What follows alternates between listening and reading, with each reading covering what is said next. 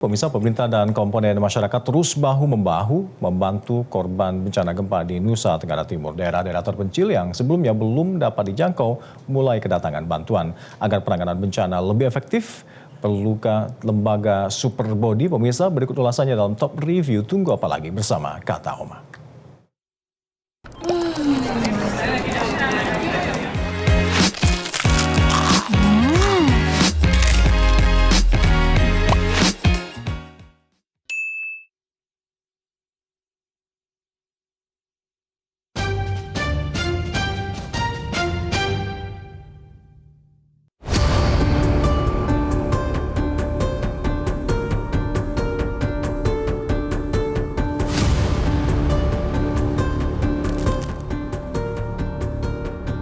Akses jalan yang sempit dan kondisi jalan yang cukup sulit tak menyurutkan upaya pemerintah menjangkau warga terdampak gempa di Dusun Koal, Kecamatan Kuwus, Manggarai Barat.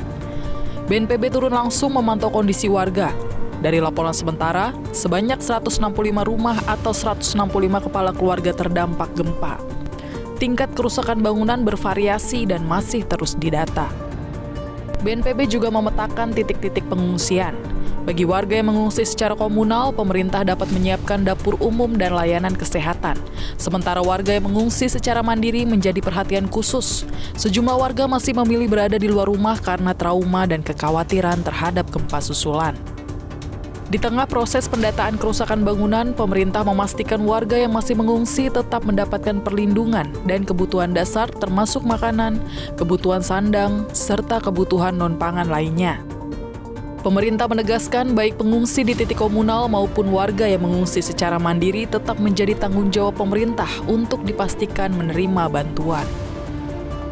Berada di Dusun Coal, Desa Coal, Kecamatan Kuwus, Manggarai Barat.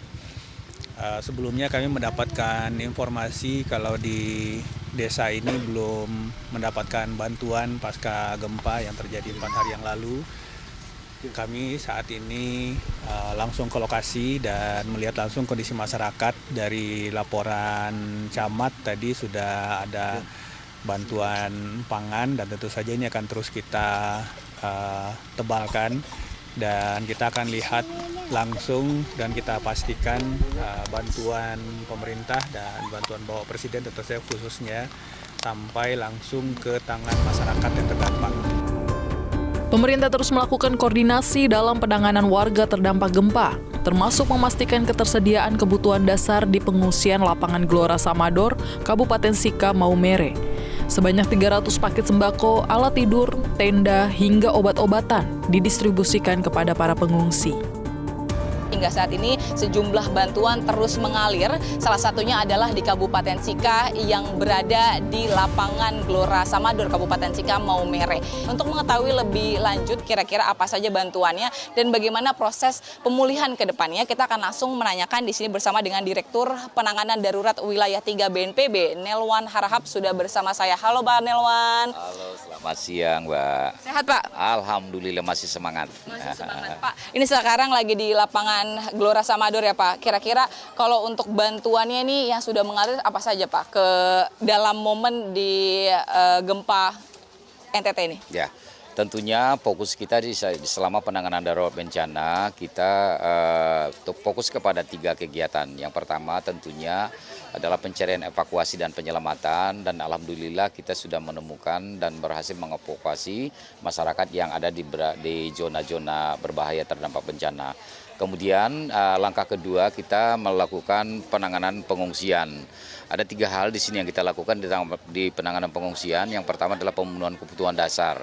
Salah satu yang paling krusial sampai dengan hari ini, hari ke-6 ya, kalau nggak salah hari ke-6 hari ini, kita sudah mengirimkan bantuan dan menyerahkan kepada pemerintah Kabupaten Sika sebanyak 150 tenda pengungsi, kemudian ada 500 tenda keluarga, dan ada 3.500 paket sembako. Ini paling tidak yang paling dibutuhkan untuk saat ini.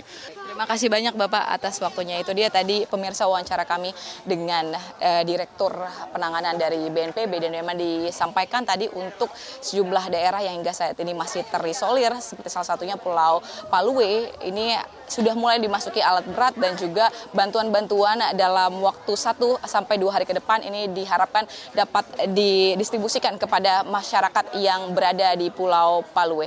Dari Maumere, Nadia Soraya, Andi Isworo, Metro TV. Sementara itu, Kementerian Perhubungan mengerahkan armada pesawat fixed wing dan helikopter untuk membantu BNPB dalam penanganan bencana di NTT.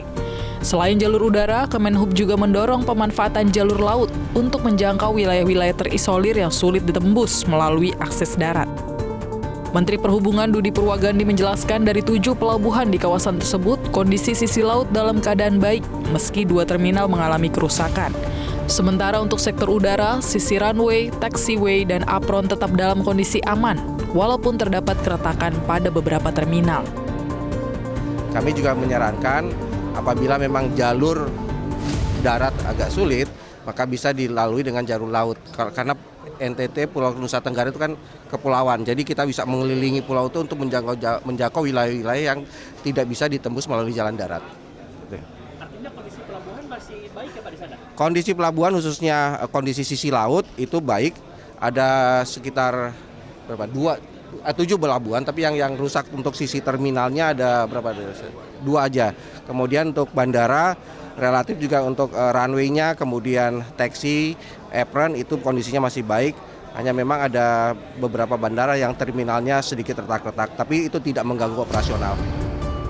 Di tengah penanganan gempa di Nusa Tenggara Timur, Parlemen mengusulkan pihak pemerintah untuk membentuk lembaga penanganan bencana dengan kewenangan lebih kuat atau bersifat super body.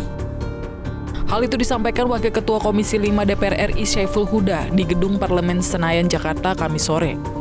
Syaiful menilai penanganan bencana membutuhkan komando yang jelas, cepat, dan terintegrasi dalam satu pintu.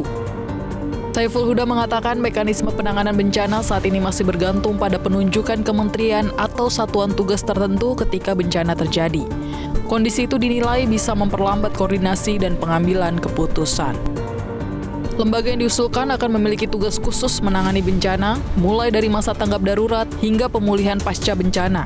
Lembaga tersebut juga diharapkan memiliki kewenangan menghimpun dan menyiapkan anggaran kedaruratan sehingga dana bisa segera digunakan saat bencana terjadi. Karena sekali lagi kita membutuhkan efektivitas kerja yang selain efektif, cepat, terkomando dalam satu pintu, begitu, oleh sebuah kelembagaan. Gitu. Kalau selama ini kan misalnya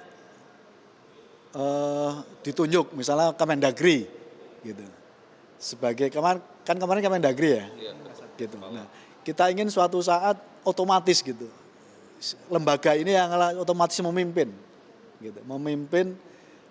penanganan baik dalam masa tanggap darurat maupun pasca tanggap darurat gitu. Nah, termasuk lembaga ini memastikan ketersediaan anggaran tadi itu. Yang pasti saat ini yang paling penting adalah penanganan pasca bencana di NTT.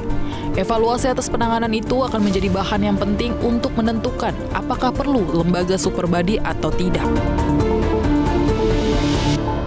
Jelajahi cara baru mendapatkan informasi. Download Metro TV Extend sekarang.